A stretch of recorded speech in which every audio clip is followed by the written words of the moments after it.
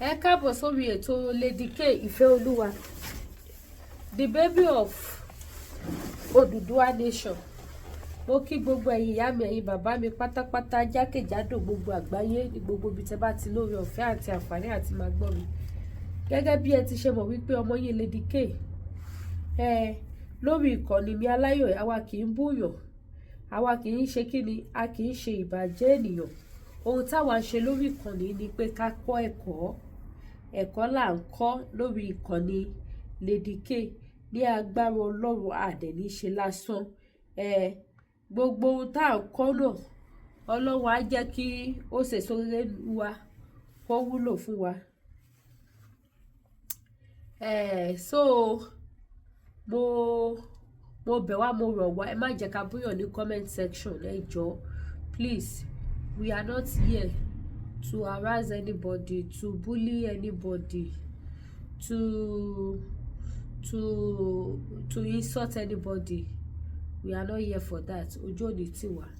ẹ jẹ́ ká jọ débẹ̀, ẹ ṣé gan. Ìsọ pé wọ́n ti rí àrẹ́sì Alábìkẹ́, ẹgbẹ́ wọn ṣe bẹ́ẹ̀ fún bí ṣe ń wọlé dé nìyẹn. Ṣé wàá pàṣá ẹ̀yin èèyàn tèmi, ẹ bá wa máa share fídíò yìí o.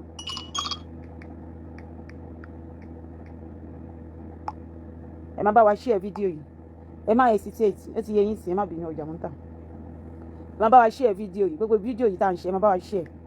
ṣé kò yẹ yín sí, ẹ má bá wa share fídíò yìí, ó ṣe kókó. Tẹ̀mọ̀ pa Anamáyọ̀wá bó ṣe wà yìí, ọ̀gá everybody wọn ni mo jẹ́ lórí social media yìí. I am their boss, telling you. Ìrísí mi lásán gan ń já wọn láyà, Ọlọ́run wá ń gọ́. I am their boss. Ṣé kò yẹ yín guys, I am their boss. Àgàgà àwọn alákìísà AJ team, àgàgà àwọn alákìísà, àwọn bẹ́gibẹ́gi wọn owó jí mọ́ bí wọ́n ṣe wá jí owó Ọ̀ṣadáre. Nítorí ẹ̀ ló ṣe ń dùn wọn, kò sẹ́ni tó mọ̀ wọ́n mọ́ lórí social media. Ayé wọn ti tin, ayé wọn ti tán, ó ti tán fún wọn pátápátá. Ibi tó bàjẹ́ dé fún wọn báyìí, kò sẹ́ni tó gbóhùn wọn mọ́. Kò sí nǹkan tán pè ní tíìmù wọn, ó ti tán. Kò sí nǹkan tán pè ní tíìmù, ẹrú Lizzy ló jẹ́ nísìn. Tẹ bá máa pè wọ́n sìn ẹrú ayé. Ẹrú wọ̀wọ̀wọ̀wọ̀. Ajẹ́ ẹgbẹ́ AJ team wọn lórí social media yìí, kò sí nǹkan tó ń jẹ́ bẹ́ẹ̀. Ẹjọ́ ta ló lẹ́sẹ̀ bí? Ta ló lẹ́sẹ̀ kó lórí burúkú máa sọ pé Ìyábọ̀ òun wọṣọ 40,000 naira lórí burúkú. Ìwọ tó yẹ pé olóṣì ni ẹ. Tí bá kó wọn jáde lórí social media, tí bá wáyé tí after ọdún, tí bá kó wọn jáde lórí social media, wọ́n rí pé AliExpress wà àti ẹjọ́ máa ṣọ lórí AliExpress ni. Ìwọ olóṣì, ìwọ tó yẹ pé ó máa ń bo post ni. Olórí ibú. Eléyìí náà bá wọn bú Ìyábọ̀ pé ó ń wọṣọ 40,000 naira. Òun bá wọn bú Ìyábọ̀ pé ó ń wọṣọ 40,000 naira. Ìwọ tó yẹ pé alákìísà tó máa ń pe àwọn tó wà nílùú òyìnbó, ó ti yẹ wọn ò ní rí ẹ ń bẹ̀. Wọn ò ní lè pè é pé o jẹ́ obìnrin tó wà nínú ilé òyìnbó. Wọn ò ní lè pè wọ́ sí. Because number one, o máa ń beg lórí social media ni. Kò sẹ́ni tó mọ owó iṣẹ́ tó ń ṣe. Tó ti yẹ. Àwọn tẹ́ ẹjọ́ ọmọ ọlọ́mọ tó gbé wá sórí social media tó wá balẹ̀ ayé ẹ̀jẹ̀ sórí social media, ìyá ẹ̀ ti ṣe oríire jù yá ẹ lọ lórí Facebook yìí. Ìwọ tó kó jalè títí. Ẹ máa wo lórí burúkú yìí o.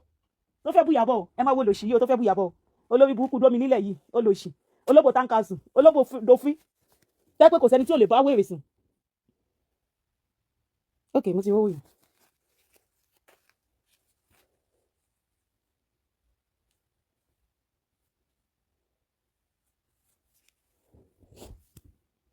Má bínú guys.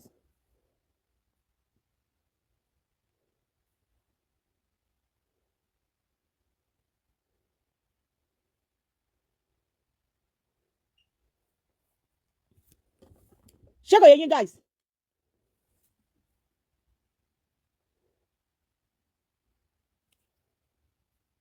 Hello, my driver yẹn 118 ló fẹ́ gbà, 118. Òun driver yẹn máa gbà. Yeah, mo rí 900. O kò 118. All right. Ṣé kò yé yín sìn? Ẹ̀yin olófò olóṣì, ẹ̀yin tẹ́ pé fẹ́ gà ní, ẹ̀yin tẹ́ bá wá sórí social media ẹ lè jẹ, ẹ̀yin single bastard ẹ wọ́kọ̀ fẹ́. Ẹni tí ààrẹ ò dá ó tún wọ́kọ̀ fẹ́. Ó ti yé yín sìn? Ọmọ bàbá olórí burúkú ìkorò ayé. Olórí burúkú ìkorò ayé ṣe mọ̀ pé ọmọ mẹ́rin bàbá mẹ́rin lórí burúkú bímọ fún. Single mother ni wèrè. Nítorí ló ṣe ń jowú Anamáyọ̀wá pé Anamáyọ̀wá tán sọ pé kán lọ ṣá. Ó mà tún lọ́kọ kẹ̀. Anamáyọ̀wá níṣojú àwọn Anamáyọ̀wá máa rí. Anamáyọ̀wá tá sọ pé kán lọ bá wa ṣá. Àwọn olórí burúkú yìí tán sọ pé kán lọ ṣá Anamáyọ̀wá tá ní kán lọ ṣá. Ó mà tún fọ́kọ kẹ̀. Ṣé ó yẹ kó lọ́kọ? Olórí burúkú ìkorò ayé yìí o. Ọmọ mẹ́rin bàbá ọ̀tọ̀ọ̀tọ̀ mẹ́rin ló bímọ fún. Kò dẹ̀ sí kankan nínú wọn tó dúró sínú ilé ẹ̀. Kò sí kankan nínú wọn tó fẹ́. Ó máa ní bitter life olórí burúkú olóṣì tó fẹ́ ṣiṣẹ́ Lizzy. Ó máa ní bitter life ṣé kò yẹ wá ní bitter life pé Anamáyọ̀wá tó gbójú ẹ̀ síta boldly tẹ́ni pé kán lọ bá yín ṣàpá ó lọ́kàn lé ó ní sweetheart mo ti ẹ̀rí ẹ̀ tó sọ yí pé Anamáyọ̀wá mà lo dídò mọ́ mi lè lo dídò mọ́ torí mò ń lo pọ́wọ́ gidi oko gidi mò ń lò sí Anamáyọ̀wá mà ti upgrade sí oko ṣé wò rí pé kò sẹ́nì kankan lórí social media yìí tó gbójú gbóyà tó lè sọ fún yín pé Anamáyọ̀wá ti do kò sí Anamáyọ̀wá is a very respected obìnrin kò sí kí lẹ fẹ́ fi lé ọkọ mi dànù wàláì tó bá dàbí tí bọ̀bọ̀ yẹn bá dàbí èmi ọ̀la Saturday wọ́n ní Saturday ọ̀hún jésù nígbà fẹ́ sèrò ọjà púpọ̀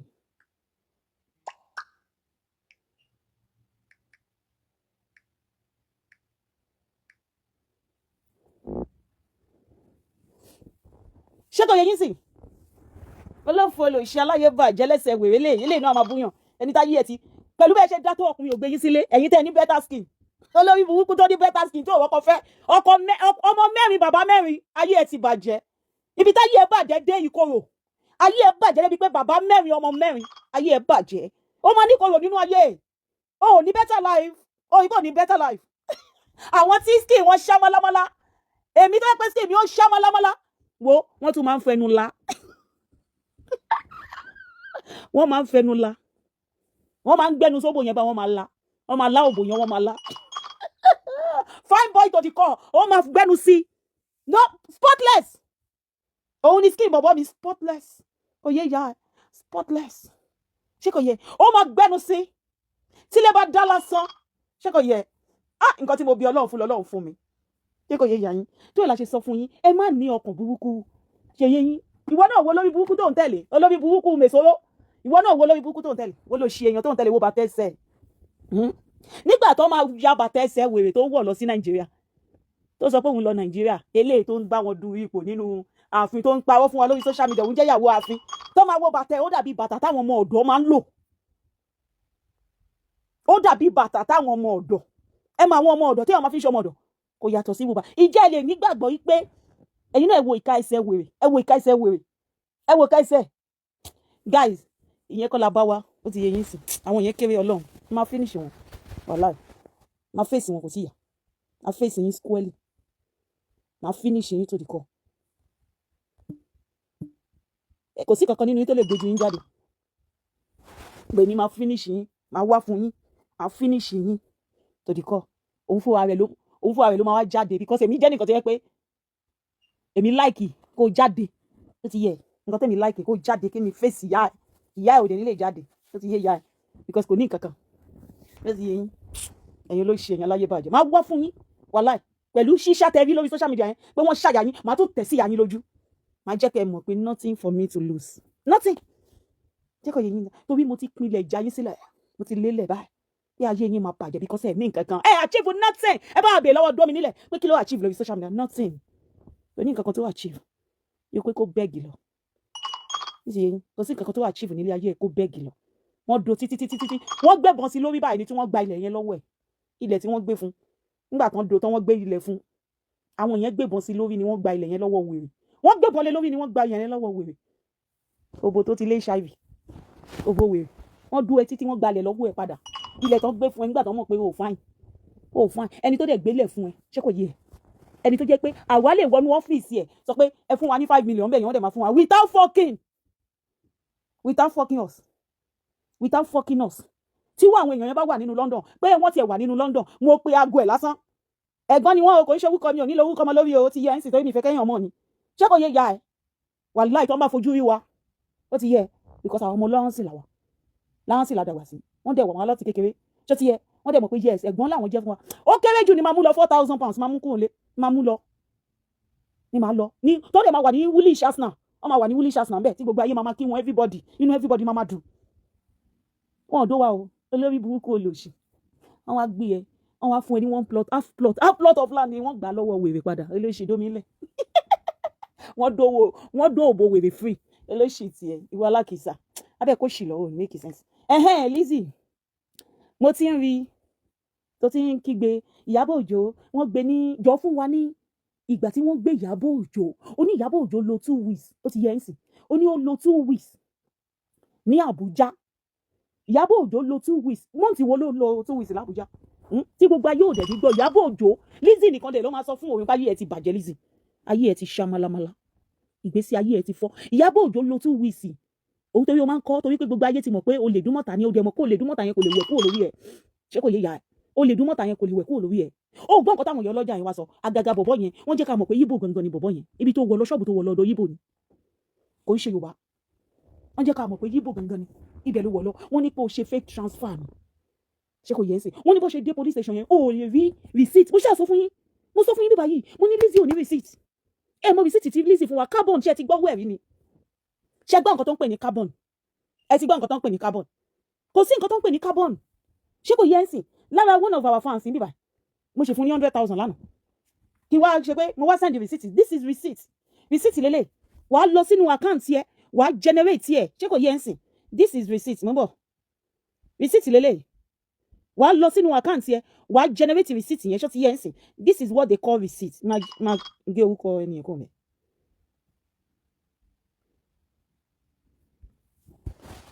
This is receipt lele ìyá ṣe wà pa this is receipt ló ń wò yẹn ṣọtiri receipt lele ṣọtiri date yẹ ṣọtiri this is what they call receipt olórí burúkú tó gbé wá sórí social media it is not receipt ṣọtiri receipt lórí yẹn receipt wèrè tó gbé wá sórí social media kò kí ń ṣe receipt ó jalè ní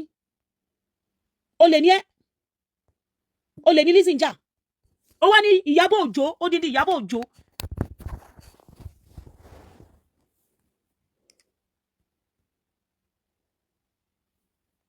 hello mọ́mí máa pè yín padà mọ́ ṣẹ́gbọ́n máa pè yín padà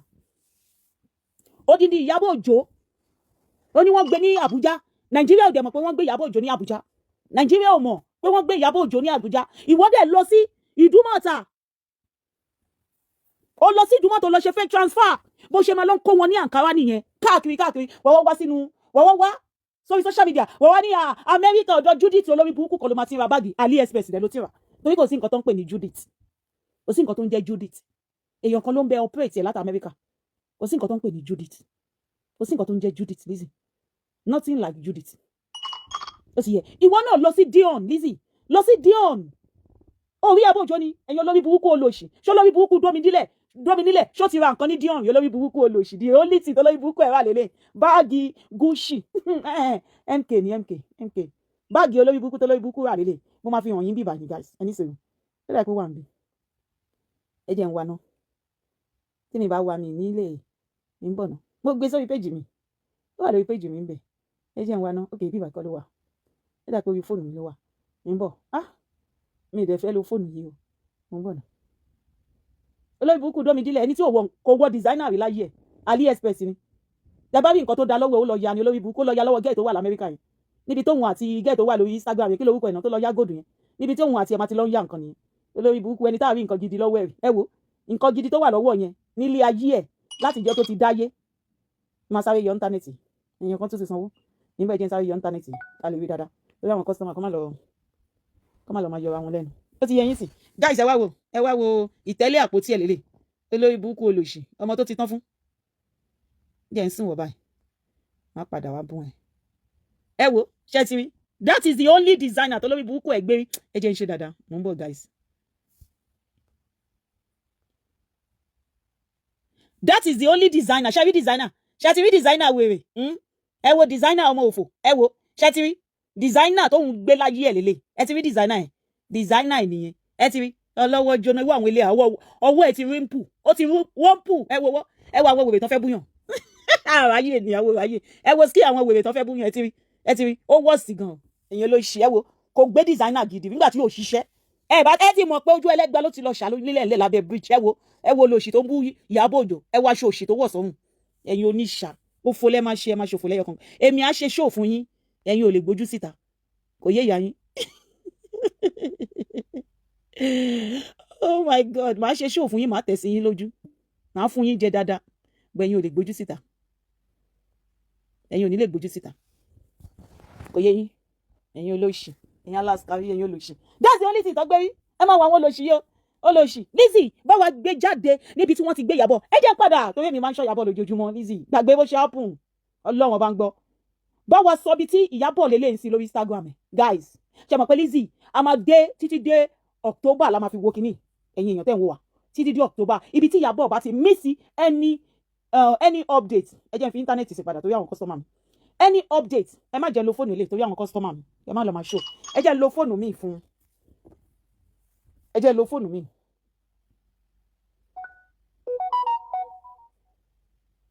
nǹkan ti sanwó mi Saturday ti lọ sọ́ọ́ ìjìyàn lọ́la ló ń ṣe mí jàn ti overwork ara mi wíkì ẹ tí mo kí bi Saturday ẹ jẹ́ a lọ sórí Instagram pẹ̀lú another phone ní Instagram lórí fóònù ilé yóò chat ok ẹ jẹ́ a mú fóònù ilé kò sí Instagram lórí fóònù mọ́ ok Instagram wà níbí ẹ jẹ́ a lọ sọ́dọ̀ Ìyábọ̀ ibi tí Ìyábọ̀ bá ti miss ẹ̀ ó ti yẹ yín sìn Ìyábọ̀ Òjó lélẹ̀ ẹ jẹ́ ń lówà gbogbo ẹ̀ pátápátá màá lówà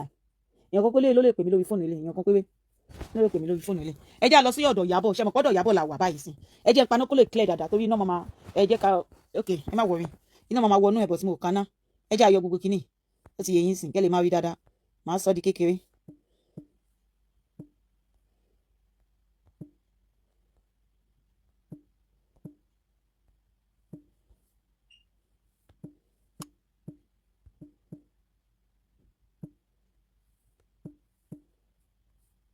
Guys Ìyábọ̀ la fẹ́ lọ sí ọ̀dọ̀ ẹ̀ ń sìn tó ti yẹ yín sìn ẹni sòwò fún mi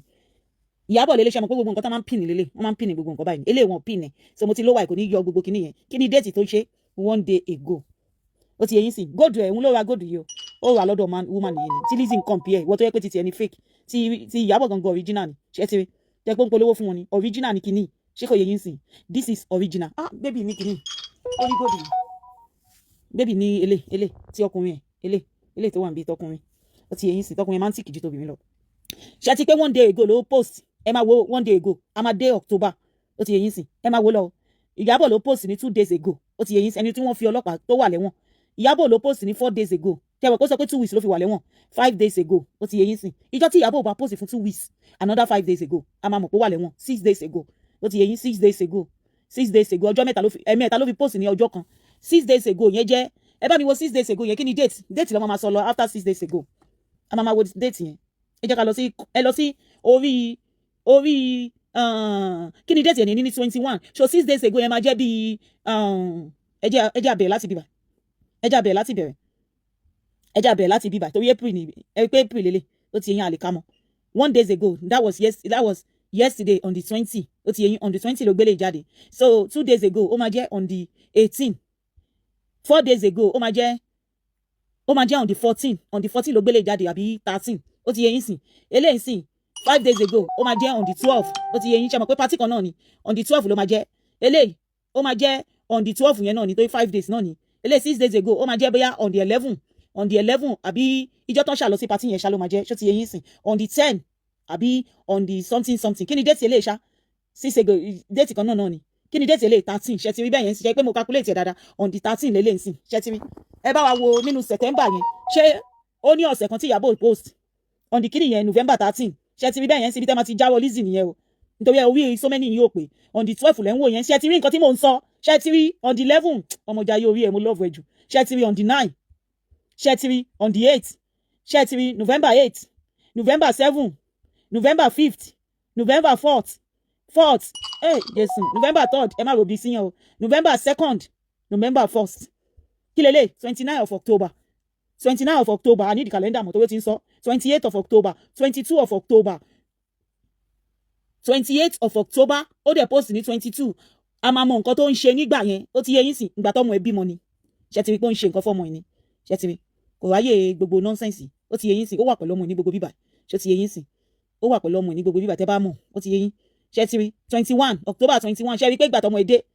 tọ́mọ ẹ dé ṣe rí pé ibi báyìí tí mo sọ yìí ó wà pẹ̀lú ọmọ ẹ ṣe ti rí bẹ́ẹ̀ yẹn sìn ṣe ti rí pé kò lè ráyè ọmọ ẹ lẹ́rọ ọmọ ẹ kí rí ọmọ Priscilla lọ́wọ́ Priscilla ìgbà tí Priscilla dénú Nàìjíríà ṣé ti yẹ yín sìn òun ló ń tọ́jú ọmọ Priscilla ṣé ti rí ṣé pé ilé ò dá ṣé ti rí ẹ máa wo ìjọ òlélẹ̀ 21 on the kilo lọ ṣe kínní 19 ìjọ wo wá ní 18 ìjọ wo lélẹ̀ 15 ìjọ wo wà ní Ìyábọ̀ lọ sẹ́wọ̀n ẹjọ́ ẹ̀yìn èèyàn òun lélẹ̀ ẹ lọ gbé Instagram Ìyábọ̀ Òjó torí bíbá ló máa ti ń function jù ẹ lọ gbé Instagram Ìyábọ̀ Òjó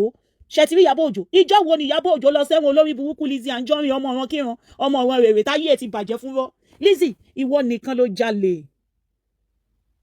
ló jalè lórí social media yìí Ìyábọ̀ ò bá ẹ jalè Lizzy ó ń dùn ẹni páyé ẹ̀ ti bàjẹ́ Lizzy Ìyábọ̀ ò bá ẹ jalè ìwọ nìkan ló lè dún mọ́ta Ìyábọ̀ ò kì í ṣe olè dún mọ́ta ó ti yẹ Ìyábọ̀ Òjó dẹ̀ ṣe ń ṣe ex convict bó ṣe ń sọ Ìyábọ̀ Òjó kì í ṣe ex convict bó ṣe sọ Ìyábọ̀ kì í ṣe bẹ́ẹ̀ ìwọ nìkan ló lè dún mọ́ta ìwọ nìkan dẹ̀ ló máa gbé àgbélébù yẹn ẹ̀yin èèyàn níbo ni Ìyábọ̀ Òjó lọ ti Ìyábọ̀ Òjó mọ́lé fún 2 weeks olórí burúkú olóṣè tó ń bá ti Ìyábọ̀ Òjó mọ́lé fún 2 weeks àwọn ọlọ́pàá ò ní bò ó ti yẹ a máa rí kan nínú àwọn ọlọ́pàá yẹn tó ò láìkì Ìyábọ̀ ó ti yé ìyá alájà ẹ̀ a máa rí àwọn èèyàn kan tó ò láìkì Ìyábọ̀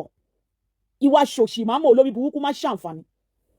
ìwọ ló ṣe èèyàn a máa rí kan nínú àwọn èèyàn tó ò láìkì Ìyábọ̀ tó máa sọ síta kò yé ìyá ẹ ó rí pé nígbà tó lọ sí France Ìyábọ̀ náà ló fún ẹ ní visa nígbà tó lọ sí France embassy kò síbi tó máa dán máa reject ẹni Lizzy I'm telling you God will bless you jàre Olúwatóyìn náà ni God will bless you yẹn bí ní kọ́mẹ́ntì ẹ ó sọ wa lálùbáríkà olórí burúkú ni Lizzy Anjorin wá ṣòṣì mámọ̀ àwọn olórí burúkú tó máa believe ẹni dómi nílẹ̀ nítorí pé ẹjọ́ máa ń ṣorí burúkú papọ̀ ni nítorí ẹ̀ lórí burúkú ṣe bá dómi nílẹ̀ lẹ́nu kò yẹ nítorí ẹ̀ láyé ẹ̀ ṣe bàjẹ́ lórí social media yìí torí ẹjọ́ máa ń ṣorí burúkú papọ̀ ni tẹ bá ti rí ẹnikẹ́ni tí ayé ẹ̀ ń da bó ṣe rí ọmọ ọ̀rẹ́ tí ayé ọmọ yẹn máa da pé ọmọ yìí ó máa ní súrà gidi ó wá balẹ̀ ayé ọmọ yẹn jẹ́ lórí social media ni olórí burúkú dómi nílẹ̀ yìí ó wá balẹ̀ ayé ọmọ yẹn jẹ́ lórí social media ni nítorí pé ó ti mọ̀ pé ọmọ yẹn máa ní great future wá balẹ̀ ayé ọmọ yẹn jẹ́ lórí social media ni òun láyé dómi nílẹ̀ ṣe bàjẹ́ lọ́jọ́ tèmi ni o ṣe sí ẹnì kankan bó dẹ̀ ṣe máa ó máa dáwà tó máa fi gbá kú ni ó máa ayé ẹ̀ máa wà frustrated kú ni tí ò ní sí kankan tó ní sọ́kùnrin kankan at the age of 50 pẹ̀lú bó ṣe ń fi ọjọ́ orí ẹ̀ kún ọjọ́ orí ẹ̀ tó ń fọjọ́ orí ẹ̀ kún ọjọ́ orí ẹ̀ kò sọ́kọ̀ kankan tó fẹ́ wèrè wọn ò fẹ́ àwọn tó bá ti ṣá tó ti ṣá pa àwọn lọkùnrin fẹ́ nísìn àwọn lọkùnrin ń pè lọ́tún lósì lẹ́mẹ̀wàá àwọn tí wọ́n ti ṣá pa ó já lọ bá wọn kan ṣá ipa kò lè wọ́kọ̀ fẹ́ àjẹ́bẹ̀ ò ní wọ́kọ̀ fẹ́ kò sẹ́ni tó máa gbé yín sílé ọmọ máa gbé yín lẹ̀ wọ́n máa dún yín lásán ní tán dẹ̀ tó máa ṣe yẹ̀yẹ́ yín lórí social media ẹ̀yin olórí burúkú olóṣè àwáyé má ṣe rere ẹ̀yin onídòkúdò èèyàn Lizzy Anjorin ó máa jẹ́ lọ sí Ìyábọ̀ Òjó because Ìyábọ̀ Òjó fáìn ju ẹ lọ ìwọ náà wo gbogbo fọ́tò ẹ bó ṣe rí bí olóṣè yẹn wo gbogbo fọ́tò ẹ wo gbé sí ayé ẹ lórí mo wá fight for my family I come and fight for my family I come and fight for my family nǹkan tó dáhùn ẹ̀ ṣùgbọ́n kò wọ́n ẹlẹ́dàá ẹ Lizzy kò wọ́n ẹlẹ́dàá ẹ guys ẹ̀yin tèmi ẹ̀yin alálùbárí kẹ́yìn ẹ má hate èèyàn bí ma ṣe ń sọ fún yín o don't hate on anyone ó dẹ̀ sọ fún òun náà gbà yẹn ó dẹ̀ sọ fún òun ó ní má jẹ́ kí kí ló wúpẹ̀ má jẹ́ kí Facebook yìí má jẹ́ kó wà addicted pẹ̀lú ẹ̀ mo sọ fún ẹ mo jẹ́ kó mọ̀ yí pé àwọn olórí burúkú kan tó ń sọ pé àwọn ṣe fight and let my people go àbí live and let other live ayé wọn bàjẹ́ sórí social media ni o gbogbo olóríire ló ti sá fún wọn o gbogbo olóríire ló ti sá fún wọn bó ṣe wà yẹn gbogbo olóríire pátápátá ló ti sá fún wọn má jẹ́ kí tiẹ̀ rí bẹ́ẹ̀ tó bá jà díẹ̀ lọ sinmi díẹ̀ má jà ní gbogbo ìgbà àwa a máa ń ṣe ságà ni téèyàn ò bá wá fún mi ò kí ń lọ fẹ́ni tí ò bá wá fún mi èèyàn tó bá wá fún mi màá jókòó lé lọ́pọlọ ṣó ti rí àwọn ẹni tó ń ṣiṣẹ́ fún gangan láyé ẹ̀ máa bàjẹ́ sí mi lọ́wọ́ kò ń ṣe àwọn olóòórùn ó mọ bó ṣe máa ń lọ fún Alábìkẹ́ yẹn Ọlọ́run ní jẹ́ ṣé o mọ̀ pé ìgbà tá Alábìkẹ́ wà lọ́ndà wípé wọ̀ gangan ni mò ń lọ fún ṣé o ever rí mi kí n máa dárúkọ Alábìkẹ́ táwọn ọmọ tó wà lẹ́yìn mi gan bá dárúkọ ẹ̀gbọ́n mo máa sọ fún wọn pé kán lọ tún voice note yẹn ṣe wàláì wọ́n kéré wọ́n bí tí wọ́n bì lò ó wí pé kí n bẹ́ẹ̀ dá lóhùn Ọlọ́run ò ní jẹ́ torí pé mo mọ̀ pé tó bá kúrò lọ́dọ̀ ó ń bọ̀ wá fún ẹ jẹ́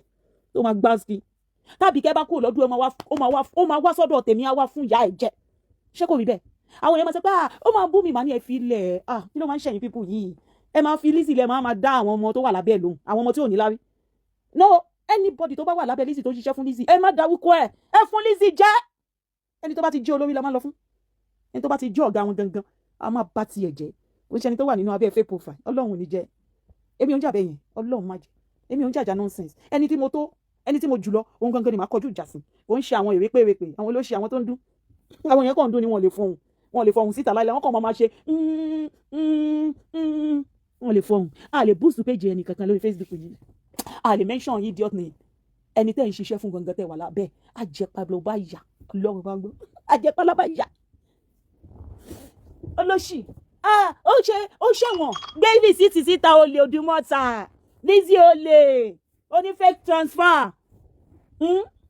ó tún ṣe fraud nígbà tó dé Canada ó ra tíkẹ́ẹ̀tì ò sanwó fi ké san Lizzy ọmọ yahoo yahoo olórí ibú Lizzy ó lè ó ní kúrú náà lára kúrú náà ti bo gbogbo ẹ̀ ẹ má ṣèkà fún yàn ẹ̀yin tí ẹ̀ ń wò mí ẹ má ṣèkà emulate a good things ó ti yẹ yín irú domi nílẹ̀ ń sí olórí burúkú ni ó máa ń jẹ́lọ́sì gbogbo àwọn tó súnmọ́ ni òun láyé ẹ̀ ṣe bàjẹ́ tó bá ti rí pé ó ti ń dáa fún ẹ domi nílẹ̀ máa jẹ́lọ́sì ẹ̀ ó máa ń jẹ́lọ́sì àwọn tó súnmọ́ ni nítorí ẹ̀ kò kí ń bọ́dà mi tó bá sọ pé ayé ẹ̀ bàjẹ́ torí pé mo mọ̀ pé kò lè gùn kè mo ti sọ ẹ lọ wo fídíò mi 3 years ago mo ní tó bá ṣe ń lọ sókè mo máa jábọ́ àwọn èèyàn wò bí mo mọ̀ nǹkan tí mò ń sọ mo mọ̀ nǹkan tí mò ń sọ torí ọwọ́ ẹ̀ ò mọ̀ ẹ̀jẹ̀ ti kún lọ́wọ́ ẹ̀ jù ó máa ń bata abẹ́tẹ́ni jẹ́ ni ẹni tó máa ń wà lábáyínlẹ̀ láti bà tèèyàn jẹ́ ni ẹ má bà tèèyàn jẹ́ má jẹ́lọ́sì ẹni tó dáa fún torí ó sì máa dáa fún ẹ lọ́la tó bá jẹ́lọ́sì èèyàn tó bá dáa fún ìjọ tó bá dáa fún èèyàn kan Ọlọ́run máa gbé èèyàn kan dìde láti bà tiẹ̀ náà jẹ́ má bà tẹnì kankan jẹ́ torí pé ó dáa fún yàn because ó sì máa dáa fún ẹ there is no late comer in billionaire kò sí late comer níbẹ̀ lójúmọ́ là ń sọ fún yín má ní èèyàn kankan sínú kò sẹ́ni tó ṣiṣẹ́ mi bí mo ṣe wà yìí ṣùgbọ́n máa fún wọn jẹ back to back because inú wọn ò dùn ayé ẹ da inú wọn ò dẹ̀ ní dùn títí láéláé ṣẹ́ni tó jẹ́ pé ó bímọ 4 fún bàbá 4 tí kankan wọn ò bẹ̀yìn tí wọn ò wẹ̀yìn wò báyìí wọn ò wẹ̀yìn wò ṣé kò yẹ èmi àti bàbá Máyọ̀wá ní good rapport ṣé kò yẹ ń sè nínú Friday sí bàbá Máyọ̀wá ti lọ mọ́ mu ní school tó bá di Sunday a máa mú bọ̀ tó gbà lé mu wá ní Sunday a mú lọ sí school jọ Monday because mo ti ní life mo ti lọ́kọ ó ti yẹ ń sìn ọkọ mi ń ṣiṣẹ́ ní Saturday to Sunday a máa gbádùn ayé wa ni màá kígbe dáadáa màá fẹ̀dí mi síta ó ti yẹ ń sìn bọ́ wọn ò ní rapport pẹ̀lú bàbá ọmọ wọn wọ́n máa ń gbé bàbá ọmọ wọn ṣépè ni wọ́n máa ń gbé bàbá ọmọ wọn ṣépè ni tèmi àti bàbá Máyọ̀wá bá ń sọ̀rọ̀ báyìí a lè sọ̀rọ̀ more than 1 hour màá gbé sí speaker ni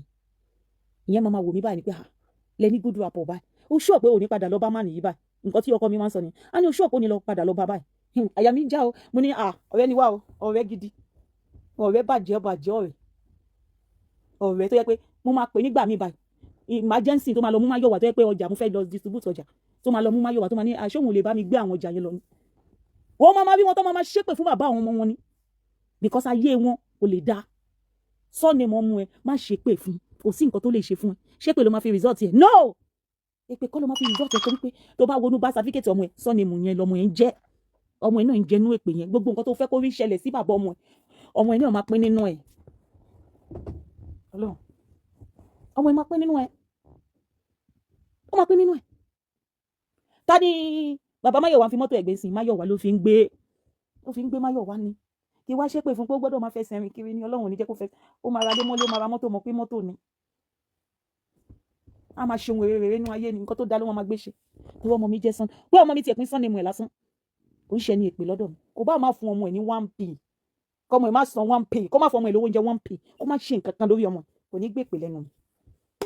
mi mo máa sóre fún ni nítorí pé sánni mu mi kọ́ lọ́mọ mi ń jẹ́ sánni mu ẹ̀ lọ́mọ ń jẹ́ ọ̀tà àwọn olórí burúkú àwọn ìkorò ìtayé wọn kú níko òun ni pé ni máa ṣe ní èèyàn gidi lẹ́gbẹ̀ẹ́ tí bá máa ní mi ń lọ́kọ ṣá o mi ò ń lọ́kọ ṣá o tí bá máa lọ́kọ mi ò ń lọ́kọ ṣá o ọkọ alálùbáríkà ni máa ní ẹbí lọ́wọ́ wọn pé àwọn dà wọ́n máa lọ ń ja ọkọ lọ́kọ ni wọ́n máa lọ ń ja ọkọ lọ́kọ gbà ní àwọn olóṣì àwọn olórí ibùkún wọn lọ já ọkọ lọ́kọ gbà wọ́n máa lọ já gbà ní ọkọ alálùbáríkà lọ́lọ́run máa ń pèsè fún mi tí kò yẹn sí ọkọ alálùbáríkà àfi tèmi àti bàbá Máyọ̀wá bá ń sọ wa máa jí sí lọ àwọn ni ṣé bọ̀bọ̀ ẹ̀ ò sí lẹ́gbẹ̀ẹ́ ni máa ní kúkú wà níbà ó máa ti gbọ́ gbogbo nǹkan tá à ń sọ àwa sáré pa fóònù ìkókó ní tó pa àwa sáré pa fóònù ìyá máa ní pé oṣù òpó ní padà ló bá bọ̀bọ̀ yìí oṣù òpó ní padà ló fẹ́ báyìí tó ṣe ń ṣe pẹ̀lú ẹ̀ yìí máa ní a ti ń ṣe báyìí tipẹ́tipẹ́ èyí ní ìkọlà máa ti ń ṣe àdẹ padà síra wa padà fẹ́ra wa padà náà because you guys are mature why máa ṣe jẹ́ enemies ẹbí tí mo bímọ sí kí ni mo fi ń kọ́ ọmọ mi yẹn kí ni mo fi ń kọ́ ọmọ mi Ìyábọ̀ Òjó lọ sẹ́wọ̀n ó lọ sẹ́wọ̀n níṣojú ẹ̀ ló fi lọ sẹ́wọ̀n àbí ìṣojú ẹ̀ ló ti lọ sẹ́wọ̀n ìyá yẹ̀yẹ̀ lọ sẹ́wọ̀n ex-convict ni nítorí pé ìwọ jalè ojoojúmọ́ dẹ̀ lọ́rùn ẹ̀ lọ sẹ́wọ̀n ojoojúmọ́ làwọn ọlọ́pàá wa ń gbé ẹ̀ kí ló lọ ṣe lálàgbọ̀n ní last week Lizzy ní last week kí ló lọ ṣe lálàgbọ̀n tán tiẹ̀ mọ́lé kí ló lọ ṣe lálàgbọ̀n ní last week kí ló lọ ṣe lálàgbọ̀n wọ́n máa ń gbé ẹ ṣeré ni mọ́nímọ́sì fọlọ́pàá gbé ẹ màmá tó wà ní Amẹ́ríkà yẹn náà tó wà lórí Facebook àwọn náà fọlọ́pàá gbé ẹ ṣé kò yẹ o mọ àwọn ọlọ́pàá mélòó tán ti gbé ẹ ní lórí social media yìí o mọ ọlọ́pàá mélòó tán ti gbé ẹ Fọlá nílẹ̀ ńlẹ̀ ńbẹ̀ yẹn náà òun náà fọlọ́pàá gbé ẹ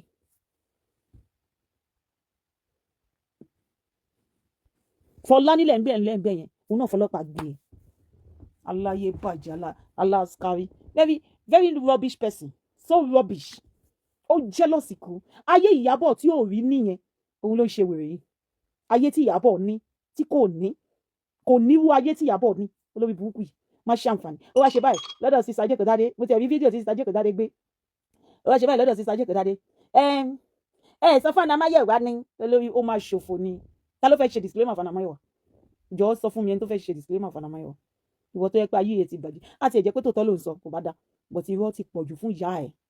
Ayé ẹ ti bàjẹ́. Ìwọ ló máa ń ṣe gang fighting lórí social media. Nǹkan táwa bá rí làwa máa sọ. Ṣé kò yẹ yín sìn? Ta ló fẹ́ jáde fáwọn yẹn àwọn olórí burúkú yẹn? Àwọn olóṣì yẹn. Dómi nílẹ̀ ni máa finish ẹ lórí page mi bí. Máa finish Dómi nílẹ̀. Ọlọ́run. Máa dẹ̀ disable so many pages wọn. Máa disable ẹ̀. Ṣé kò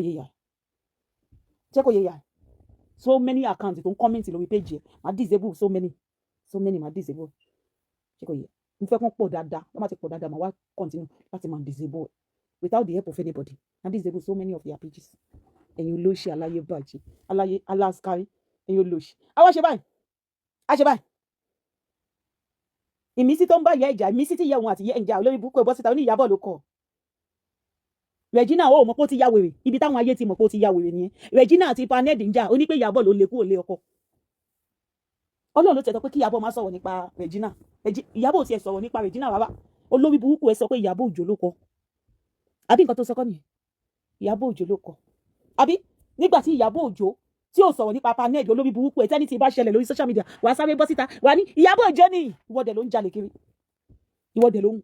kò sí nǹkan tó gbé wá sórí social media yìí. Kò sí nǹkan tó gbé wá sórí social media.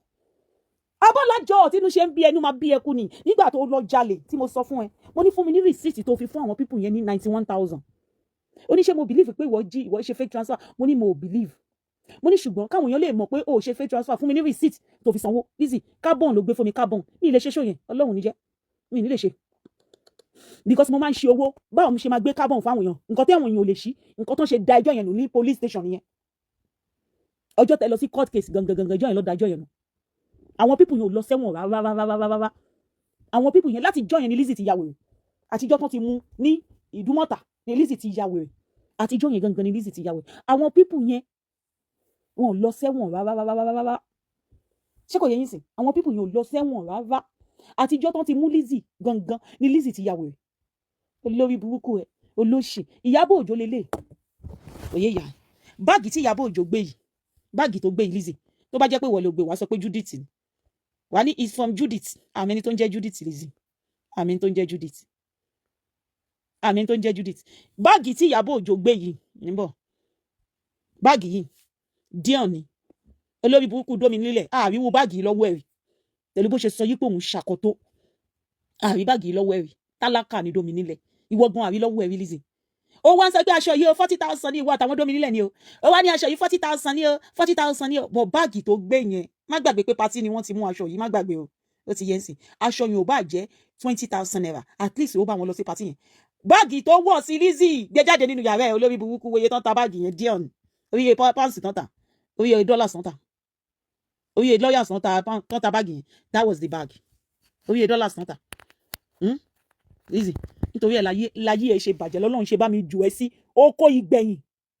Ọlọ́run mọ̀ọ́mọ̀ ju Lizzy sínú oko ìgbẹ̀yìn ni. Oko ìgbẹ̀yìn ayérayé. Òun lọ́lọ́run ju Lizzy sí. Jésù mọ̀ọ́mọ̀ ju Lizzy sí oko ìgbẹ̀yìn ayérayé ni. Jésù mọ̀ọ́mọ̀ ṣe bẹ́ẹ̀ fún Lizzy ni. Ó mọ̀ọ́mọ̀ disgrace Lizzy Anjorin. Ó jù sínú oko ìgbẹ̀yìn ayérayé.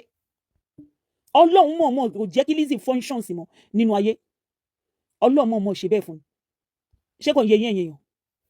Ọlọ́run mọ̀ọ́mọ̀ ṣe bẹ́ẹ̀ fún ni. Ó mọ̀ọ́mọ̀ bá ti Lizzy jẹ́ ni. Ẹ wo bọ́lọ́run ṣe bá ti ẹ̀jẹ̀ lọ́jọ́ tèmi. Ayé Lizzy wá bàjẹ́. Lizzy ò wá functions mọ́. Gbogbo àwọn tó wà nínú Nollywood pátápátá tí Lizzy ti balẹ̀ ayé wọn jẹ́ tó rò bí àwọn ò lè ṣoríire nínú ayé. Gbogbo wọn pátápátá ní ṣoríire wọn wá ń bí Lizzy nínú. Ọlọ́run mọ̀ọ́mọ̀ bá ti ẹ̀jẹ̀ ni. Má ro tèmi pé má bínú èèyàn.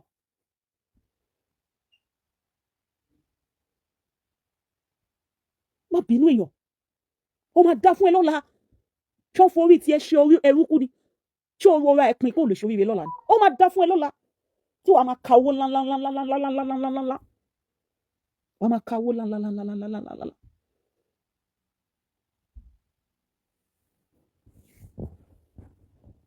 Wàá máa ka owó ńláńláńláńláńláńláńláńlá. I'm telling you.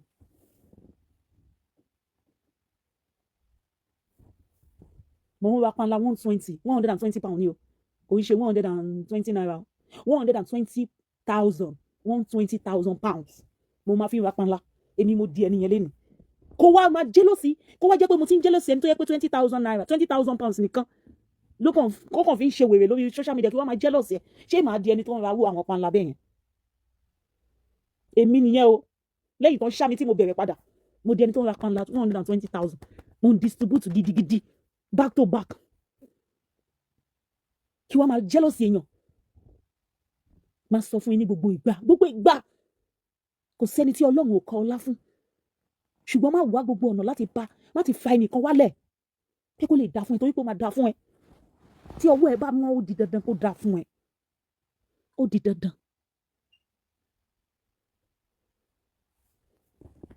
di dandan kó dá fún ẹ.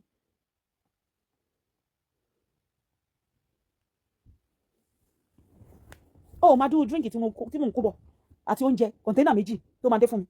mi ní next week ó máa dúró nǹkan tó wà nínú ẹ̀ ó máa dúró owó tó run sínú ẹ̀ pounds tó run síbẹ̀ yẹn. It is not my power. It is the Lord. Mi ìdẹ̀ bá ti èèyàn kankan jẹ́ ní ìrojọ́ ti èèyàn ó di dandan kó jealous mi because I'm doing good more than them. Mo ń ṣe nǹkan tó dánú ayé wọ́n máa dẹ̀ jealous kú fi wọ́n sílẹ̀ ìyẹn ò mí ni pé ó mọ̀ pé ẹni tó ṣoríire nú ayé ni ò jealous ẹni tó bá ń ṣoríire nú ayé ó di dandan kó rí sójú ó di dandan kó gbé ìgbésẹ̀ jealousy nísìnyí jealousy Ìyábọ̀ Òjó ní nǹkan tó ṣẹlẹ̀ nìyẹn ti dómi nílẹ̀ náà jealousy mi because kò lè ṣoríire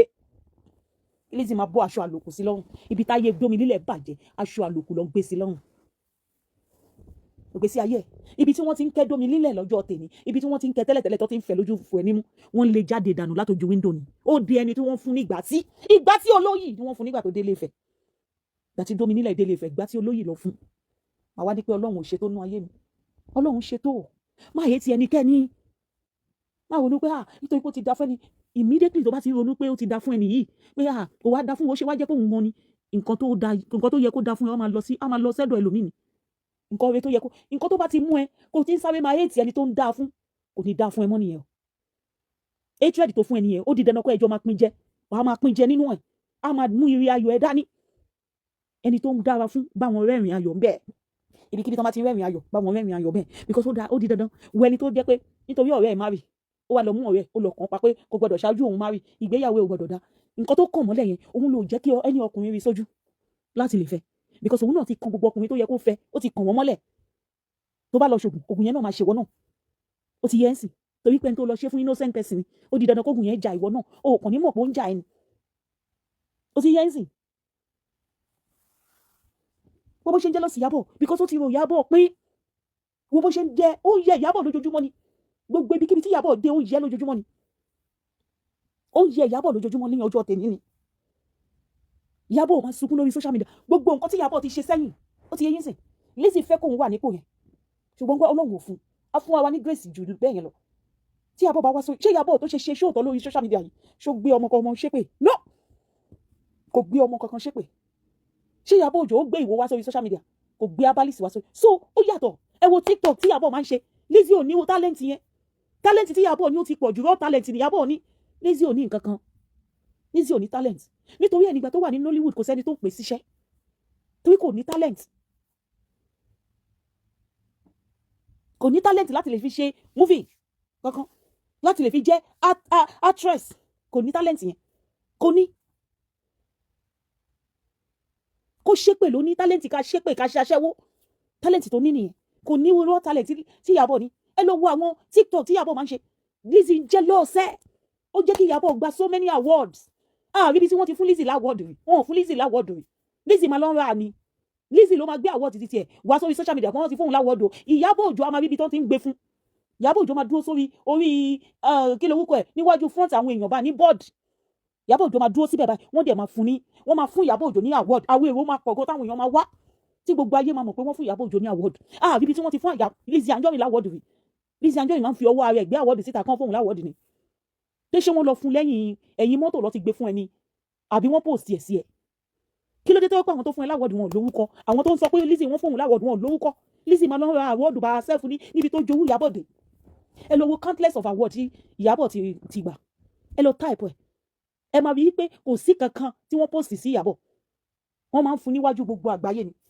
Gbogbo nǹkan yẹn ló ń jẹ́ kí ayé Lizzy bàjẹ́, ló ń jẹ́ kí ara Lizzy máa yọ̀dín. Ní 2025 gbogbo ohun Lizzy ó ti yọ̀dín, ẹ wo gbogbo ohun ẹ̀ ó ti di pẹ́tà, ó ti fi gbogbo skin ẹ̀ ṣògùn owó, gbogbo ẹ̀ ti ń yọ̀dín. Àwọn Lizzy ó ti ń dìké láì tí kú níbi tó ti ń jealous Anna Mayowa. Ó jealous Anna Mayowa títí ó rí nǹkan kan sọ, ó rí anything sọ, ó rí nǹkan kan fi bà mí lórúkọ jẹ́. Gbogbo ọ̀rọ̀ tó bá sọ báyìí gbogbo ayé mọ̀ pé irọ́ ló pa, because màá bẹ́ẹ̀ gbé rìsíìtì jáde níbà, màá gbé rìsíìtì ẹ̀ jáde ní. Ó ní nǹkan kan, oníwọ̀ ló ń bọ́ Anna Mayowa, mo dẹ̀ pa ẹ́ tì, ebi ò dẹ̀ pa mí. Ojoojúmọ́ dẹ̀ là ń dáná, but èyí ní Friday máa kó lọ online sí torí bébí mi máa dé, a máa jáde lọ every Friday, a máa jáde ló like láti máa gbé mi jáde, ó máa ń gbé mi jáde gan, èmi mo like láti jáde because relationship ti máa ń ṣe mí like kí n máa jáde because wọ́n máa sáré rí ọkọ mi, ó máa ń jẹ́ kí n má máa jáde, ó ti yé yín sí. So a máa ń lọ síbi tó jìnnà, still náà ó sì máa ń mọ̀ mí bẹ́ẹ̀, kò síbi tí wọ́n máa gbé mi lọ tán ní mọ̀ mí bẹ́ẹ̀, kò sí. Òun like láti jáde, ó lè fi búùkù ju tá a máa wà bẹ́ẹ̀ yẹn sí. Friday kò like a máa wà nílé because kò sẹ́nì kankan lé, ọmọ bàbá ẹ̀ ti lọ gbé. Ṣé kò yẹ yín sí? Ó láyé ò lọ́hùn, ó ní peace, ìwọ tó tún lówó nìyẹn, o tó sọ pé o lówó gan. They took Abike to Abuja. Ṣebí kíní máa gbà, kí ló orúkọ gẹ́ yìí? She arrested Alabike at court today and they took her to Abuja. They said Lizzy have arrested Alabike again, they took her to Abuja. Kò sí nǹkan tó máa ṣe gẹ́yìn, Dorcas wà ń bẹ̀, ó ti yé yín sí. Dorcas máa ṣe gbogbo iṣẹ́ yẹn. Èmi ń tèmi o, tí Dorcas bá ti wà nínú kéèsì wọn, ayé wọn máa bàjẹ́ ni. Ṣé ti yé yín sí? Ayé wọn máa bàjẹ́, inú tèmi dẹ̀ máa ń dùn tí Dorcas bá ti wà nínú kéèsì wọn. Ṣé ti yé yín sí? Ayé wọn máa bàjẹ́ ni. Ìlara Ọlọ́run jẹ́ kó dáa fún yẹn tó kọ kọ́mẹ́ǹtì ni. Ìlara máa pa ni. Ìlara máa pa. Ṣé kò yé yín sí? Ìlara máa pa. Kò sí nǹkan kan tó máa fi Alábìkẹ́ ṣe. Ẹ máa rí pé ó máa wálé, ó máa tún padà wá sórí social media. Ẹ máa rí pé ó máa wálé. Nǹkan tó kàn fẹ́ fi ṣe ni pé kó kàn fi ṣe ẹlẹ́yà lórí Facebook. The only thing ẹ̀ dẹ̀ lè gbọ́ kí Ìyábọ̀ ṣe wẹ̀. Ẹ lè gbọ́ tí Ìyábọ̀ ṣe wẹ̀ láyé. Tí Ìyábọ̀ arrest ìwọ ló ṣe aláyé bàjẹ́, aláyé run. Ẹ̀yin ọmọ kò lénìyàn. Ẹ̀yin ọmọ kò lénìyàn. Ẹ̀yin ọmọ kò lénìyàn tẹ́ wà lọ́dọ̀ Lizzy. Ìjọ́kíjọ́ ẹ̀yà ìjọ́kíjọ́ tẹ́ bá ti sọ yí pé ẹ ṣe mọ́, ó wá ń fìtí náà yín, ìjọ́ ìláyé yín á bàjẹ́. Ìjọ́kíjọ́ tẹ́ bá ti sọ fún Lizzy pé ẹ ṣe mọ́, ṣé kò yẹ yín sí? Ìjọ́ ìláyé yín máa bàjẹ́. Ìjọ́kíjọ́ tẹ́ bá ti sọ fún Lizzy pé ẹ ṣe mọ́, ìjọ́ ìláyé yín máa bàjẹ́. Ẹ̀yin ọmọ kò lénìyàn. Ìjọ́kíjọ́ tẹ́ bá ti sọ fún Lizzy pé ẹ ṣe mọ́, tó wá bẹ̀rẹ̀ sí ní bú yín tẹ́ bú padà, òun ló máa fọwọ́ rẹ̀ pé ti sọ fún yín. Ẹ̀yin ọmọ kò lénìyàn tẹ́ wà lọ́dọ̀ Lizzy tẹ́ ń bá gbèjà, ẹ wò bí ó máa lọ títí ni. Ìtàn ìṣàbíkẹ́ rò lọ́jọ́ tèmi pé ó máa gbóhùn sẹ́wọ̀n, kò bìlífù lọ́jọ́ tèmi. No, ẹ lọ bá Dorcas náà, ẹ lọ sọ fún Dorcas. Èmi ò wà interested nínú nǹkan bẹ́ẹ̀, ẹ lọ sọ fún Dorcas. Ìgbà tí wọ́n bá mi lálákọ̀ọ́kọ́ náà mo sọ fún wọn pé mi wà interested. Mi wà interested. Ẹ lọ sọ fún Dorcas. Dorcas wà lẹ́nu kéèsì yẹn, wọ́n máa tiẹ̀ ti gbọ́, Dorcas máa ti gbọ́. Dorcas máa ṣe, yáká ni Dorcas máa ṣe. Ó ti yé yín sí. So ní kò máa sọ fún ni, tó bá ti dé, tó ti kúrò nínú kéèsì yẹn, ṣe content mi, tó bá wá fún ẹ,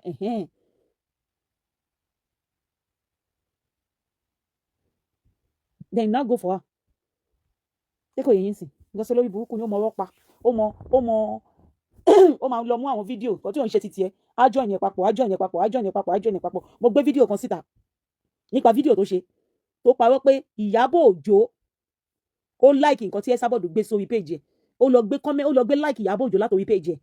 látòrí Instagram, ó ti yé yín ẹ̀yin èèyàn. Ó wá lọ hard ẹ̀ mọ́ ti Esabod. Mo wá gbé full video yẹn síta, ẹ lè understand the video yẹn.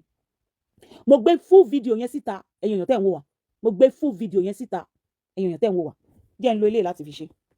Jẹ́ ń lo fóònù ilé, lórí ti máa lo fóònù ilé. Jẹ́ ń wá náà kí n wá send ẹ̀ sí bíbá.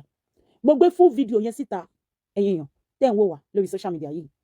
Kò sí nǹkan tó jọ like. Pé Ìyábọ̀ Òjó lọ like video yẹn. Kò sí nǹkan tó jọ. Mo gbé full video yẹn síta. Because a ti gbé page yẹn wálẹ̀.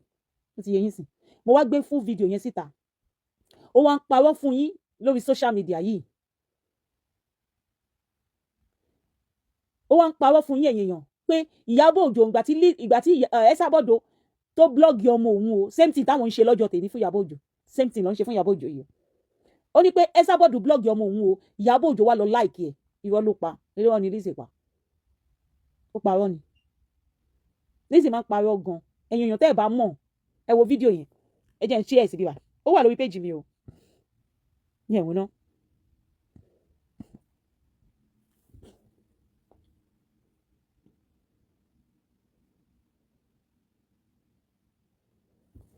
torí pé àwọn tó búlì mi. ẹ máa gbọ́ o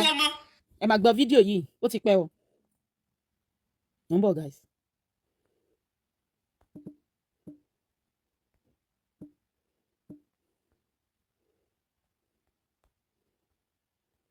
ẹ wo fídíò yìí ẹ máa wò báwo máa sin ọmọ láì ṣe mi òun náà fi búlì mi for good 3 years kò dẹ̀ sí èèyàn kankan tó stop wọn. mo fẹ́ kẹ́ ẹ wo ni o. now ẹ wá wo nǹkan kan tí mo fẹ́ fi hàn yín. ẹ máa wo dáadáa o. Esabod mo retí ẹ o ẹ máa wo àwọn nǹkan tí mo ti là kọjá ẹ wo nǹkan tí Esabod ń ṣe. ok ìyá mi MHM God bless you mo fẹ́ fi nǹkan kan hàn yín. gbogbo ẹ̀yin tí àwọn ọmọ yín máa lọ ń kọ́mẹ́ǹtì òṣì it's true now mo fẹ́ fi nǹkan kan hàn yín. ẹ wá gbọ́ nǹkan tí Esabod ṣe níbí báyìí ẹ wá gbọ́ nǹkan tí Esabod ṣe níbí báyìí ẹ wá gbọ́ nǹkan tí Esabod ṣe níbí báyìí ẹ wo concept tí Esabod máa fi polówó ọjà tó bá jẹ́ pé ìwọ lèmi ni kí ló máa ṣe. gbogbo ẹ̀yin ìyá òfò bàbá òfò ẹ̀yin ẹbí òfò tẹ máa rí èèyàn lórí social media ìṣèkè pé family yẹn pé kí lẹ ṣe ẹ máa wá sí page ìwọ náà tó máa tẹ orí sínú èpè bí mo ṣe wà yìí téèyàn bá blog ọmọ mi wọ́n ti blog ọmọ mi blog mo ṣàfihàn gbogbo ẹ̀wọ̀n yìí ẹ jẹ́ kí n fẹ́lẹ́ ìwọ̀n yìí. nǹkan tí Esabod ṣe ẹ rántí ìgbà tó gbé kinní síta ẹ wá wò. ìwọ lélẹ̀ yóò tí ẹ wọ ẹbí mi lè jàre ibi tó sẹ́ni ẹ jẹ́ kí n fi kankan hàn yín ẹ jẹ́ kí mo fẹ́ fi kankan hàn yín ẹ ó dànù ẹ ṣáà ó dàn lẹ́jọ́. tó sọ yìí tó parọ́ pé Ìyábọ̀ Òjó ẹ máa wò. ẹjọ ṣé bọ́ọ̀lù mi ṣe rí rè. bọ́ọ̀lù ẹ̀ ṣe rí nìyẹn tó tọ́ ni. ẹ̀yin tẹ́ ti rí mi rí live ẹjọ ṣé bọ́ọ̀lù mi ṣe rí rè. bọ́ọ̀lù ẹ̀ ṣe rí nìyẹn. ẹ máa wò nìyẹn. wọ́n fẹ́ fà wọn kankan wọ̀nyí so in case tó o bá mọ̀. ẹ máa wo kinní yẹn ló máa fi wọ̀nyí sí yìí o. ẹ ṣáà ó dàn.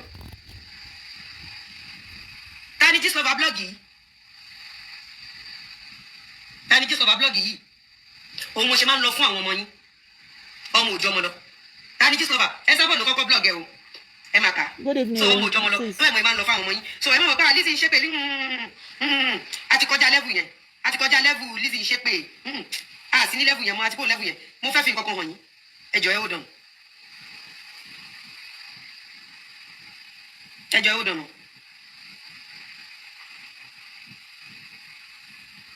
ẹ jọ̀ọ́ má bínú ẹ jọ̀ọ́ ẹ ó dànù.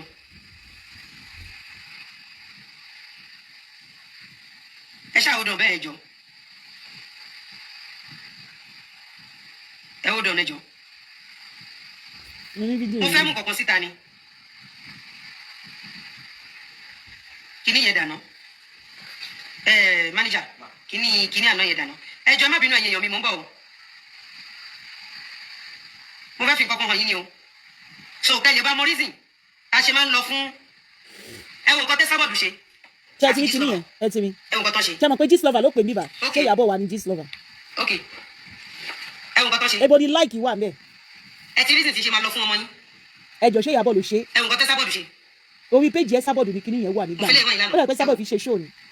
ẹ ti rí ó ti yẹ yín sí. ọmọ òjò ọmọ lọ if you come to my page I will go for your children. ṣé kò yẹ yín sí. because I am defending my children I'm defending my husband and I'm defending my business. ṣé à ń gbọ́ bọ̀ gbogbo ayé ló ń dìfẹ́ǹdì sí. Yínká Àjàyí má jẹ́ ń bẹ́ẹ̀ ya ìlépa abolórí burúkú ni ìyá ẹ̀ ni. èpè yìí ṣáà ni wọ́n ti fi ṣépè fún. olóyè ó ya wèrè ni abolórí burúkú ni ẹ̀ kò ní dáa fún ẹ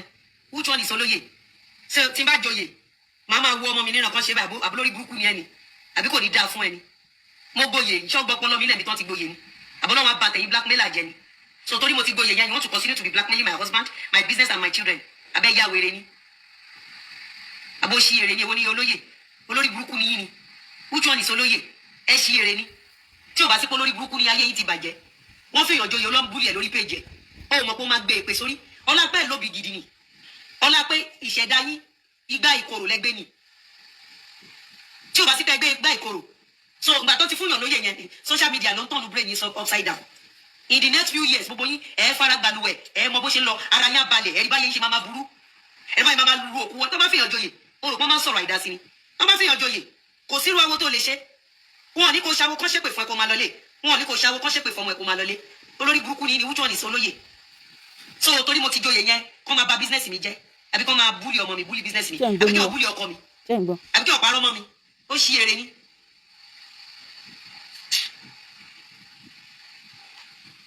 wo nǹkan tẹ́sà bọ́ọ̀lù ṣe ó dẹ̀ gbé sórí Google first born mi tó wà l'Amẹ́ríkà ni.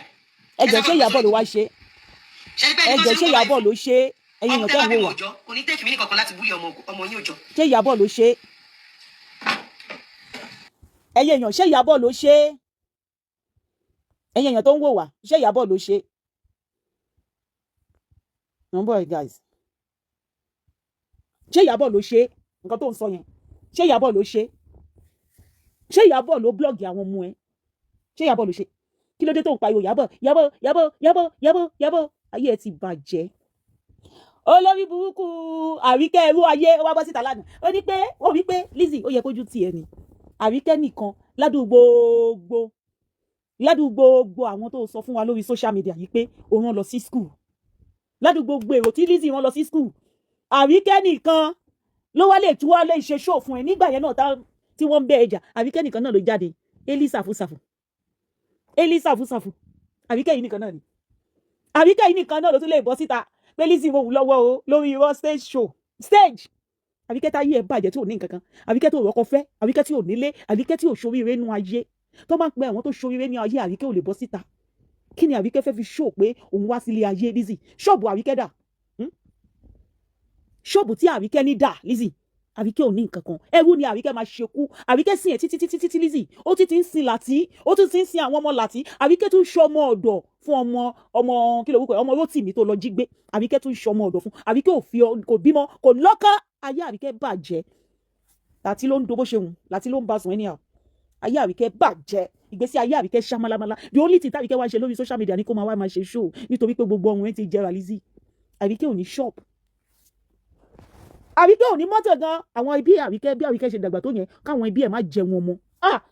ẹni àkọ́tì ni ẹ́ Lizzy ẹni ẹgbẹ́ ni ẹ́ ayé Ìyábọ̀ yẹn ló mú ẹ́ ó dẹ̀ lè ní.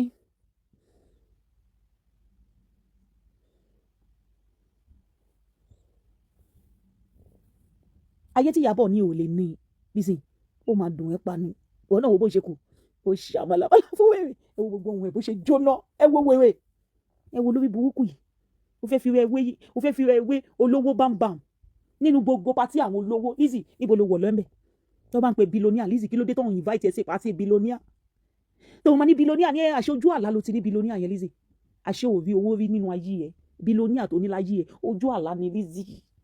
ti tán fún ẹ guys ẹ má ṣe bí síyàn o jẹjúmọ́ ni máa ń sọ fún yín o ẹ̀yin èèyàn tẹ́ ń wò wá don't do any evil to anybody let them do evil to you wàá máa lo ilé ayé wọn mọ́ tiẹ̀ ni ìwọ ṣáà máa lówó tiẹ̀ ó ti yẹ ń sìn ilé ayé ṣe wà nìyẹn àwọn ò lè lọ́lá àwọn nínú nǹkan kan ti yẹ guys ìfìyín sílẹ̀ ìfẹ́ lọ ebi máa dé ń sìn ọmọ bínú ni ò tí ì ṣe tán bó ṣe tutù tó yẹ ká wà nulẹ̀ ó wá gbé mi jáde lọ jẹun ṣáà ni kì í sọ oúnjẹ Friday ìwọ ta ló fẹ́ dáná fún tí máyọ̀ bá wà nílé a máa dáná ó di dandan máa dáná ọkọ̀ sí ilé ó wà lọ́dọ̀ bàbá ẹ̀ a máa lọ jẹun ta ni. So guys èmi náà ò dé tí jẹun kankan látàárọ̀ torí mo ń péjọ Friday mi ì láìkí fọwọ́ bá gún nǹkan ẹ̀ tó bá gbé mi jáde máa ń láìkí wọ́n á fún mi lóúnjẹ ń bẹ̀ máa ń láìkí yẹ pé yes gbogbo nǹkan tó wà fún mi mo jẹ tán so oúnjẹ Friday inú mi máa ń wà empty ó ti yẹyin sìn nǹkan tí mo ṣe mú láti ìgbà tí mo ti dé ní tangerine láti àárọ̀ tá a ti jí lè ní báyìí tangerine ni mo ti mu because tí n bá jẹun báyìí sìn mo ò ní lè jẹ nothing níbi tá à ń lọ yẹn mi ní lè fẹnu kan anything inú ìdẹ̀ ní dùn. So guys let's be going o I love you guys she cannot even buy her car níbo ẹni tí ò lè ṣe oríire mọ́ ẹni tí oríire ti kúrò láyé ẹ̀ Ọlọ́run ṣàṣàánú wa ni Lizzy máa ń parọ́ don't believe Lizzy máa ń parọ́ gan-an ẹ̀kan ìṣe Ìyábọ̀ wà láyọ̀ àtàlàfíà tó bá dẹ̀ ro ibi kan Ìyábọ̀ ibi àbá tẹbítẹbí tabataba àti gbogbo àwọn tó gbé fake news kiri ibi yẹn ló máa ṣẹlẹ̀ sí yín ẹ máa padà lọ sẹ́wọ̀n ni agbára ẹ̀jẹ̀ Jésù guys owó ni tiwa o owó la máa rí ìfìyín sílẹ̀ I love you she puts water inside her breast I love you guys bye guys ẹ jẹ́ bá wa sọ fún Dọ̀kásì jọ torí Ọlọ́run wọ́n ti má bìkẹ́ òjò o báwa ṣe bó ṣe máa ń ṣe o Ọlọ́run máa fún ẹ ṣe o mi pátápátá mo dúpẹ́ lọ́wọ́ yìí mo kó àwọn aṣọ new wọ̀ jáde ẹ̀yin mọ́mì mi bò wìtìwìtì ẹ surprise mi ẹ jọ mí lójú ṣáwọ́ àwọn nínú wọ̀ yẹn mi ò tí kó wọn jáde tán mo sọ fún yín pé mo ní ọjà aṣọ lọ́wọ́ tẹ́ ẹ bá wọ aṣọ kẹ̀tẹ́ ẹ̀ wò yìí kò sí ẹlẹ́ lórí áńgà tẹ́lẹ̀ mo ṣẹ̀ṣẹ̀ yọ jáde ni kò sí lórí áńgà látara wípé àwọn etí mo hàn wọ́n ti fẹ́ kó tán mo ní láti kó àwọn míì síta. Bákan náà tẹ́ bá wo àwọn àdìrẹ yìí sì kò sí wọ́n ta tẹ́lẹ̀ wọ́n ẹ̀ṣẹ̀ bẹ̀rẹ̀ sí display rẹ̀ ní láti àná bí ìjẹta ṣá òun ní very beautiful style yẹn gan ó wà pa gidi. Àwọn fine aṣọ ó wà lọ́dọ̀ Lady K Ìfẹ́olúwa tó bá dẹ̀ jáwọ́ búbù bírú tí mo wọ̀ ni ẹ wo materials búbù yìí. This one is materials búbù mo ní wọn lóríṣiríṣi ẹ lè lò lásìkò òtútù tá wà yìí lọ sí patí kò sẹ́ni tó ń ṣe patí tí ó mọ̀ pé òtútù mú lọ́wọ́ ìdílé òyìnbó tẹ́ bá ti wọ gbogbo dédé náà sísàlẹ̀ ẹ rọra gbé kan yín lé lórí ẹ ya gèlè yín lé designer ni style ni bẹ́ẹ̀ ni style ni ẹ pè mí èyí tẹ́ bá ti fẹ́ ẹ wọ wọn aṣọ they are all beautiful fine style mo ní wọn lóríṣiríṣi ni ó wà èyí tẹ́ bá ti fẹ́ ẹ pè mí ẹ wọ àwọn lace and ankara ẹ wò wọn ṣe ti rí báyìí mo sọ fún yín ní jí àná wípé I have 3 of this ó ti kù méjì ẹ̀ ló kù 2 size méjì ló kù èyí tẹ́ bá ti fẹ́ bẹ̀ ó fà ìgò ṣọdún ẹ tètè rajà tó yín sílẹ̀ kí tètè bá yín ship ẹ̀ ẹ mọ̀ pé tó bá ti ń dàsìkò ọdún ṣíbí ò kí tètè dé kí lè tètè bá yín ship ẹ̀ sílẹ̀ mo ní àwọn aṣọ fine ones tó fà gidi tí ẹ bá láìkì àwọn tí mo fi wọ̀nyí ẹ pè mí màá tún kó àwọn mi jáde tẹ́ máa rí iṣẹ́ ti rí báyìí ẹ wá aṣọ yìí náà ó fine gan kí ni size eléyìí this one is size 14-16 èèyàn tó bá lo 14-16 ló máa lo eléyìí ó fine gan mo ní wọn bá kan náà dẹni tàwọn dádì náà gbogbo ẹ̀ ló wà àwọn fine cloths ó wà lọ́wọ́ mi ẹ pè mí kí ìfọjà hàn yín kí tètè bá yín send wọn anywhere tẹ́ bá wà má bá yín send any country má bá yín send ẹ gbogbo ẹ̀yin mọ́ bíbí tẹ́ wá UK tẹ́ máa ra aṣọ lọ́wọ́ mi ẹ̀yin dá o ẹ ní wọ àkísà kẹ́yìn aṣọ ẹ tètè pè mí kí tètè bá yín send aṣọ yín ẹ̀yin tẹ́ bá ti nídìí àwọn aṣọ ẹ pè Lady K kí tètè bá yín send ẹ sí location yín anywhere tẹ́ bá wà má bá yín send ẹ sí ẹ wo gold colour yìí ẹ mọ̀ pé gold ò dẹ̀ kí n select kò sí colour tí ò bá lọ bíbù ni o ẹ wo bó ṣe fine ẹ̀yin náà wò ó fine gan bíìdì tó wà lára ẹ̀ ó wà pa bíìdì wà lára ẹ̀ stone wà lára ẹ̀ tó fi design ẹ̀ mo ní wọn lóríṣiríṣi bẹ́ẹ̀ bá ṣe fẹ́ wọn sí tó bá dẹ̀ jẹ́ pàǹkárá náà ni ó wà ìró àti bùbá ó wà skirt and blouse ó wà àdìrẹ ó wà èyí tẹ́ bá ti fẹ́ pè mí bákan náà gbogbo èyí tẹ́ bá fẹ́ ra product iléeṣẹ́ TL Natural Bar gbogbo èyí tẹ́ bá fẹ́ ra gúnmu manpower pákúrúmọ́ kó dó dáadáa ẹ fẹ́ ra ti diabetes ó sì wà available báyìí èyí tẹ́ bá fẹ́ ra African food kò síbi tí mi ò send African food sí kò sí country náà UK France lédè ìṣèyàn ti pè mí pé àwọn ti gbọjà wọn ní France African food dẹ̀ ni wọ́n ti pè mí pé wọ́n ti gbà á ní France lẹ́nìí bí ìtẹ́ expect pé ó máa fast bẹ́ẹ̀ because orí omi la gbé gbà kò dẹ̀ lo 2 weeks tó fi débẹ̀ kò pé 2 weeks yes kò pé 2 weeks mo send ẹ̀ lọ́n di 5 wọ́n ti gbà lé ní on the 19 that is kàṣà ní 2 weeks ṣá nǹkan tó dẹ̀ sọ fún wa pé 1 month lọ́lọ́ máa débẹ̀ ó pẹ́ ju 1 month ó ti débẹ̀ 2 weeks I was so happy gan inú mi tẹ̀ máa ń dùn tí bá send ọjà lọ sáwọn ọ̀nà jíjìn yẹn ọkàn mi balẹ̀ ó máa débẹ̀ láyé àti àlàáfíà so gba ìtẹ́ bá nídìí àwọn ọjà ẹ pè mí ẹ̀yin tẹ́ bá wá nídìí àwọn ọ̀pọ̀ ètò àdúrà ṣẹ́rílẹ̀ ayé bóyá torí mo jẹ́ spiritual person ni o ni mo ṣe ti oríṣiríṣiríṣiríṣiríṣiríṣi ni mo fi mọ̀ wípé ilé ayé kò ṣe dúró wò tẹ́lómi bá pè tó bá sọ nǹkan tó ń fèsì báyìí ó máa yẹ èmi gan lẹ́nu pé nínú ayé yìí màá tún wá dára mi padà sínú ọ̀rọ̀ báíbù torí kò sí tuntun lábẹ́ ọ̀rọ̀ àríwo eléyìí àfidẹ́rùbọ̀ lọ́rọ̀ ni owó àwọn àgbà nìyẹn so ẹyẹ èèyàn mo bẹ̀ yín mo rọ̀ yẹn ẹ̀yin mọ́mí ẹ̀yin dáàdì gbogbo ẹ̀yin tẹ́ bá láwọn àdójúkọ tẹ́ ẹ̀ kú dojúkọ ẹ jẹ́ ká jọ kó tọ Ọlọ́run lọ òun nìkan ló lè ṣe òun lọ gbanigbani tí máa ń gba láìlára ó máa gba èmi àti yín ọ̀rọ̀ wa máa dijó ó máa di ayọ̀ gbogbo ẹ̀yin tẹ́ bá nídìí àwọn ọ̀kan àdúrà yẹn ẹ pè mí either fún ìṣẹ́gun àbí fún àánú àbí fún ìtúsílẹ̀ àbí fún ìgbéga àbí fún ìlọsíwájú, ẹ pè mí, ó wà available lọ́dọ̀ Lady K Ìfẹ́olúwa show. Any spiritual products ẹ bá ti fẹ́, gbogbo ẹ̀ pátápátá òun ni mo ní tó wà available. Àdúrà gbogbo wa gbà lórúkọ Jésù. Àní ṣe lásán o, àní ṣe àṣedànù, ojú òní tiwa. Ìbànújẹ́ ó kéré ó tóbi. Ìwà wọn tó tún pàjọ torí Ọlọ́run, torí Ọlọ́run. Kí ló ṣẹlẹ̀ Nàìjíríà báyìí?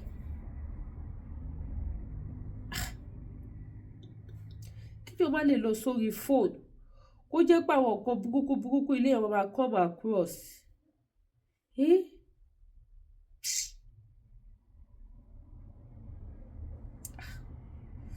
Ó ga o, ẹ wo ẹ̀yin ìyá mi bàbá mi, ẹ wá ra ohun tí mò ń ta, ojú òní tì yín. Ẹ ṣé gan ni mo dúpẹ́ o. Ẹ má gbàgbé láti subscribe sí YouTube channel mi, kẹ́ turn notification bell. Mélòó la fẹ́ máa fi ṣe program mélòó la fẹ́ máa kó síta lójúmọ́? Mélòó léèyàn fẹ́ kó síta lójúmọ́? Ẹ wo ó ga o. Ọlọ́run á kó wa yọ nílùú Nàìjíríà. Ẹ ṣeun gan, ẹ bá mi subscribe sí YouTube channel mi, kẹ́ ẹ bá mi turn notification bell. Ó dàbọ̀.